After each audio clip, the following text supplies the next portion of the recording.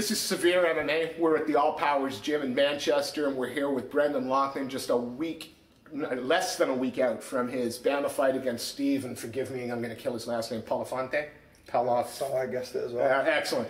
And, you know, this fight's less than a week away. First thing we got to ask about is, we'll go into the backstory a little bit, but first, how's the training going? With 5 days to go, I imagine it's weight cut now. Yeah, basically done. Touched upon it there. Steve Fonte, that's how I guessed it as well. Don't really know too much about him. Kind of fighting the unknown in this one, just like the last one. Yeah. I mean, like these French guys, you either get Mansour Banawi, yeah, or you get that guy I got last time. Yeah. So it's a shot in the dark. Let's see what happens. Weight cut's going good. I mean, 145. I'm a big 145er, so the weight cut is an actual weight cut this time. Yeah. 155, I was kind of walking around and just winging it. But now it's like a really scientific, technical way of doing it. I've got a lot of thanks to Dean Singerfeld for getting me down. I see you're working with Dean, and, yeah. and how long has that relationship been going on? Well, I've been friends with Dean since I was 17, 18 years old. I mean, he actually called one of my fights when I was younger, and then invited me down to his house, stayed at the house, trained at Rough House. So yeah, I owe Dean a lot, and then obviously he was my coach on the Ultimate Fighter, so that worked out good.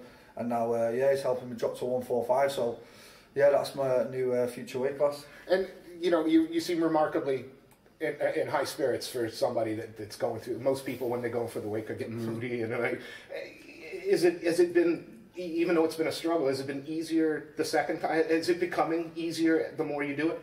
Definitely not. No? I don't think this thing could never get easier. Well, I went to Thailand at Christmas, balloon right up 80 kilo, my own fault, unprofessional, and now I was just like, kind of like, that's it, you got to get back on the bandwagon and get the weight off. So, because last time I fought Alan McLean, and then BAMMA was only 5 weeks later, so I was only like 2-3 kilo over lightweight, so it was dead easy. But this time I'm like, down to, but you know what's helped me? I've got more road work in, I'm a lot fitter. I mean, put a thing out there the other day, my heart rate's 34 beats a minute. I mean, it's like serious level now, so it's forced me to do that extra bit, which is good. Do you find that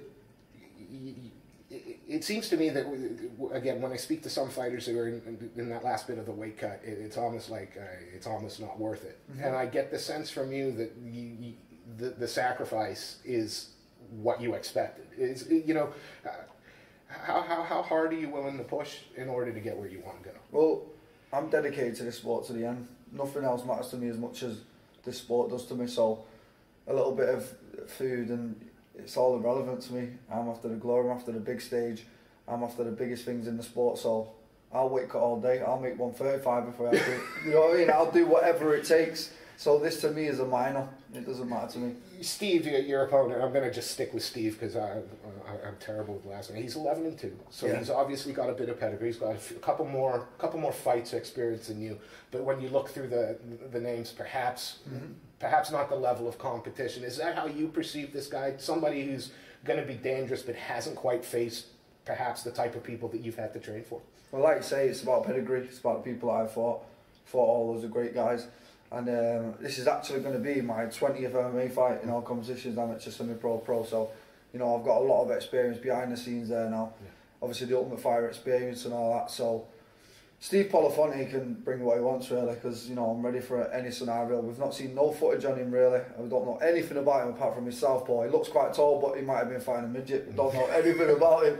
So literally, my guess is as good as yours about what Steve Fonte is going to bring. Well, I suppose again, you pointed out that the French guys that BAMMA have picked up, you know, Chet Cohn, Chris Fields. I don't think anybody saw it, or anybody would have predicted that event. And then violence. Yeah, and then Mansour when he came in, and so does that bother you at all? That there's very little you know about the guy, or is it just about implementing Brendan's game plan? Well, usually me and my coach, we do a lot of research and we plan them to the point where we know more than they know themselves. Yeah. With this one, it's a bit different. We've not been able to, but we weren't able to with the last one, and it made absolutely no difference to the scenario. So, nah, I mean, I'm sharp at the minute. My mind's sharp, I'm focused, and I'm ready to go. Well, one of the things that I've commented, you know, we watched you, you know, before TOF and then TOF, and then you had to come back and you ground your way through sort of, and regional's not fair, but, you know, because FCC is a fantastic show. But you had to kind of have to build up again. Did you find that Tough after, you know, having exposure on Tough, and let's face it, you came in last minute. You put in great performances on Tough, and unlike some of the others, you didn't get the invite back. Mm-hmm. Did that dishearten you at all, or did it just add more fuel to the fire? Yeah, after that Mike Wilkinson fight, obviously it was controversial. I thought I won the fight. A couple of people thought I won the fight. Other people thought Mike won the fight. And then I went to Thailand after the fight, and I'd basically give up MMA. I mean, I phoned my coach, I phoned Dean, and I told them guys, I said, you know, I'm done with it now. I've gone where I wanted to go with it, and I didn't make it at that level, and that's all I ever wanted to do. So I left it, and I said, he said, give it some time, and I left it. About 4 months went past, I didn't do anything, and then I come back, and then I was just doing a normal teaching, and I thought, wow, if I'm not a fighter, what am I? Yeah. Where is my place in society? I mean, I've spent all these years building this up, and then I thought, nah, it's time to get back on the horse. Got back on it, got training, and now this 5 straight wins. I mean, again, sycophantic as it might sound, improvement every time, whether it's footwork or whether it's power. Cardio's never been an issue, but you get better every time you get into the cage. Is there any reason to believe that that's not going to change with this fight? No, definitely not. Grinding. Again, I've been in this gym. I've got my own gym now, my boxing gym, my wrestling gym, and obviously I've added Jimmy Harbison, who's a world-class Brazilian Jiu-Jitsu black belt over from Alliance. He's been here for the last 6 weeks, so I've just been soaking every bit of information he's got to give up, and I'm just building on my game, and I'm loving the improvements of the martial arts. I love the martial arts way of life, and I always will now. I mean, loving the martial arts way of life isn't going to put gold around your waist. And one of the things that I think some of us were surprised at was the fact that after Tom's last fight, to be fair, that you weren't shouted up there. What do you feel you have to do for BAMMA to be able to not ignore you? Is it just keep winning and you'll happily take the time, or do they need to know that this is what you want, Tom Duchovny in that title? I mean, I don't know. Maybe I have to go away, win a couple of UFC titles, then I might get the shot at Duke. I don't know. You tell me what I have to do. I don't know. I've tried everything, as you know. I've been public about it. I've took to social media. I've said I want Tom. People want to see Tom. I don't understand what's happening. I mean, right now in this fight, I've got this guy ahead of me, and I'm not overlooking him, but you know, I've got to beat this guy decisively, and then I've got to make a statement again. Where is this title fight? Because that is what I want. That is my goal. That is the fight people want to see. Do you know what I see it? Oh, are you kidding me? I'd love to see that fight. I think both participants make that an interesting fight. And, you know, Tom is nobody's mug, but the improvements in your game over the last 5 fights, that's an interesting fight. Why? I'm going to ask you to read minds, I suppose, but why do you think you weren't offered at this time? Do you think there's some reticence on perhaps the champion's part, or a BAMMA perhaps waiting for a card closer to home for you? You know, do you have any indication, or is it just a... I mean, maybe it's a fact as well that I've not fully signed with him yet as well. You know, I've not done these 5, 8 fight contracts that other people have done. Because I'm kind of holding the cards to my chest. You know, I want the right deal, and I want the fights that I want to fight. I mean, I want big fights. That's what I'm in this for now. I mean, like I say, I'm only 25, but I'm pretty experienced now, and I know what I want out of the sport. I'm not just like kind of going, yeah, I'll fight him, and going around. Like, I'm not going in them circles anymore. Yeah. I've had a lot of wins behind my belt now since UFC, and it's time I start to say, right, this is the fight that I want. You know, I'm young, I'm exciting. Every time I fight, it's exciting. So give me the fights that I want, and I'll guarantee you, I'll sell tickets, and I guarantee it will be exciting. Do you think that perhaps there is something in the contract? Do you think that they're worried perhaps that you go in and heaven forbid you become the champion, and as has happened in the past with BAMMA, the moment that somebody has won a title, given a defense, maybe they're off. You know, you look at Leon Edwards, you look at Scott Askin, you look at, you know, there are lots of guys that have used that springboard and then disappeared. BAMMA just trying to protect their own. Well, that's a great point. I mean, I don't blame BAMMA in the slightest, but you know, I've had conversations with BAMMA that if that was the case, I wouldn't just sign for one fight, you know, and then get off on BAMMA, because they would use that to springboard me to other things in the future. I would quite happily sit back, you know, and defend and fight who they want me to fight along the way, and I'm willing to work with BAMMA 100%. I mean, BAMMA are the best out there at the minute. They're the only ones that are making the moves, and I've got a great home here. Yeah. I'm here. Let's get the title fight on, and then let's see what happens from there. What do you reckon to Tom Duchovny as the champ? You know, is that an easy title fight for you? How do you judge him as a fighter? As a fighter, you watch him. Does he impress you? Is he a worthy champion in your eyes, or is he just babysitting that belt for you? Oh, I like that one. But no, the actual first fight I ever seen of him was that last BAMMA.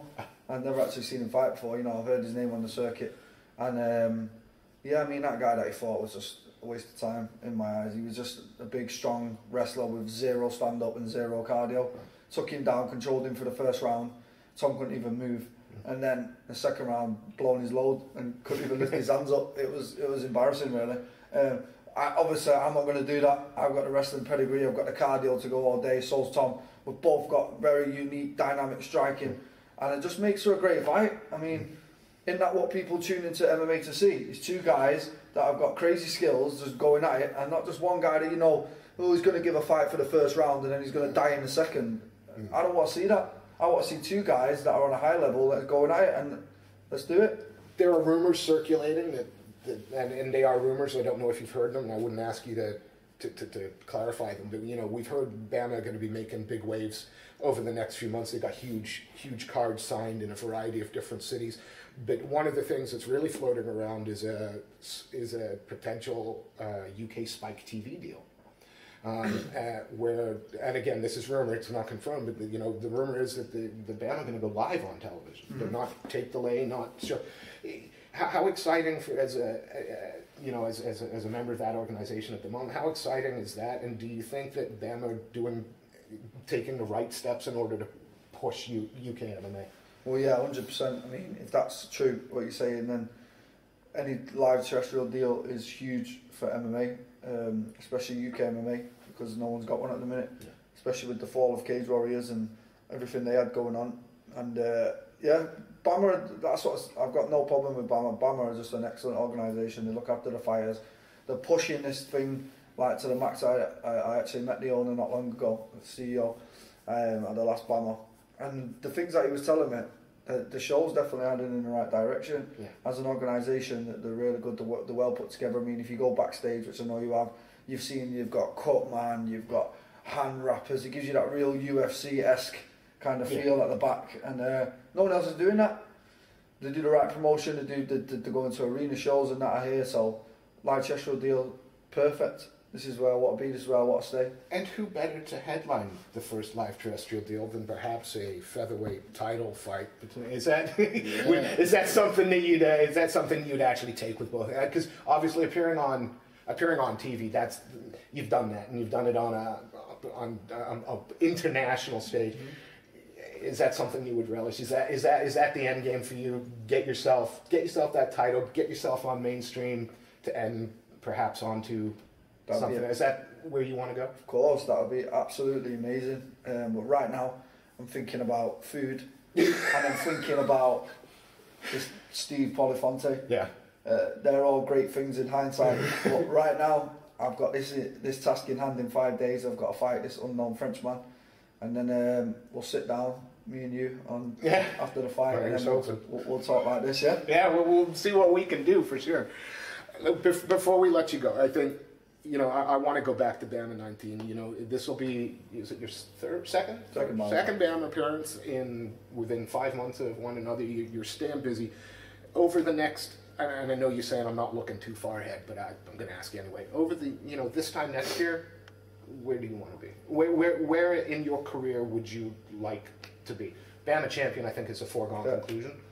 Sat here with that big fat BAMMA belt. Yeah. That looks amazing. And I look at it every day and think that would look so good around me. So just basically cracking on. Like I say, ever since I left the UFC, I've got absolutely no plans. Yeah. There's no plans in my career whatsoever. All I know is I'm taking it fight by fight, and then whoever they put in front of me, I'll fight. And I want the best fights. That's all I'll say on them. I want the biggest and the most challenging and the best fights, and the fights people want to see. If 10 people put a hand up and say we want to fight Brendan, this guy and this guy, then that's what I want to see. That's what I want to do. Yeah. You know what I mean? If they think this guy can beat me, they think his skills are up there to the point where mine are, and we'll make an exciting fight.